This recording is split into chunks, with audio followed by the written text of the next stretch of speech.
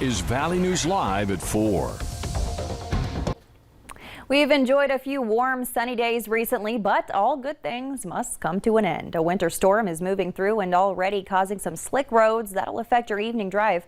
Our First Alert Storm team has been helping you prepare all week, so let's check in with Chief Meteorologist Hutch Johnson for the latest. Hutch.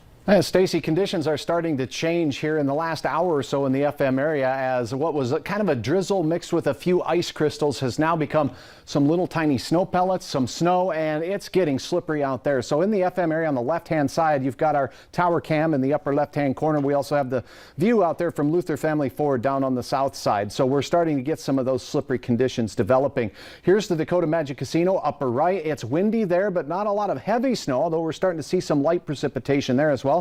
It looks dry for the time being in Grand Forks. Peak wind gusts so far today. How about 74 miles per hour Dickinson, and our area 58 mile per hour gusts in Jamestown.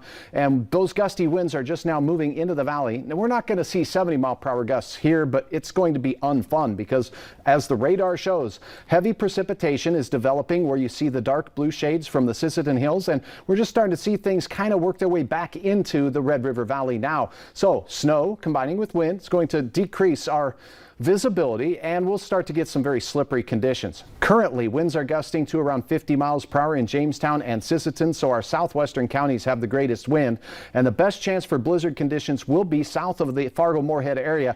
The rest of the area in a winter weather advisory where you see the blue counties through Friday, as we have our snowfall potential updated for you right here. We're still looking for that 1 to 5 from the valley and points east, just a trace to an inch in our North Dakota counties.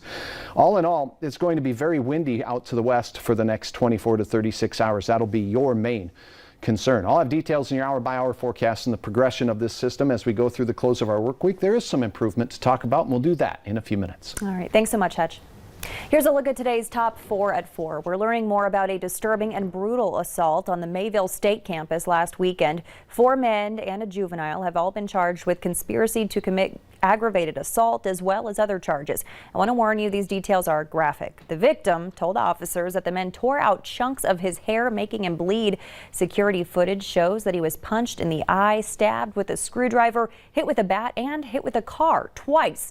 The victim told officers he knows the juvenile but didn't know any of the men involved. No word on how he's doing, but the Trail County Sheriff's Office tells Valley News Live that his injuries are substantial.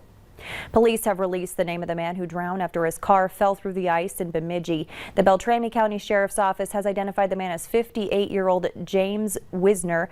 The body was recovered by rescue crews around 6:30 Monday. Deputies say they used an underwater remotely operated vehicle to help find the man.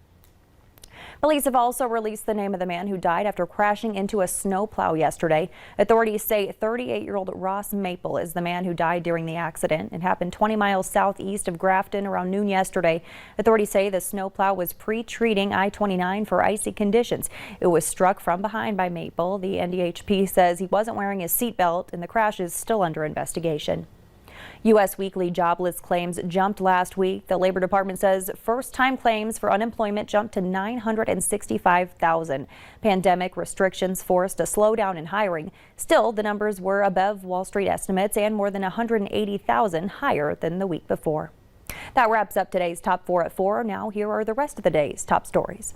Today marked the first public COVID vaccinations in North Dakota, as 14 people within Category 1B received their first of 2 doses of the Pfizer vaccine. Great, happy that I got the shot. Oh, I'm just ecstatic. Coming up tonight on Valley News Live at 6, we'll hear from others who received their vaccines and the message they have for everyone in the community. After a near 40-degree January day yesterday, we're under a winter weather advisory. The changing weather could mean trouble on the roads. If you're traveling, you will need to know the differences in travel advisories. With a travel alert, you can still drive, but you should take extra caution. Make sure to allow plenty of time to get where you're going. Remember that conditions could change rapidly, so be prepared. A travel alert can easily change to no travel advised if conditions deteriorate. No travel advised means it's too dangerous to travel, so you should stay put. It could be difficult, if not impossible, for emergency responders to get to you if you get stranded. Roads could be closed or blocked, and if you drive past a road closure, you could get fined up to $250. Today, Fargo Mayor Dr. Tim Mahoney presented his 2021 State of the City address to the members of the Fargo, Moorhead, and West Fargo Chamber of Commerce. Valley News Team's Brian Sherrod has a breakdown of the highlights and achievements of 2020. This year has not been the easiest year for everyone, from COVID-19, jobs loss, and even weather impacts. But Mayor Mahoney looked past the negatives and highlighted the positives of 2020. Now, back in March, the region was faced with potential flooding. Thousands of volunteers produced 232,000 sandbags in only 4 days. A month later, after that, in April, MatBus began fare-free operations. This service will still continue through this year.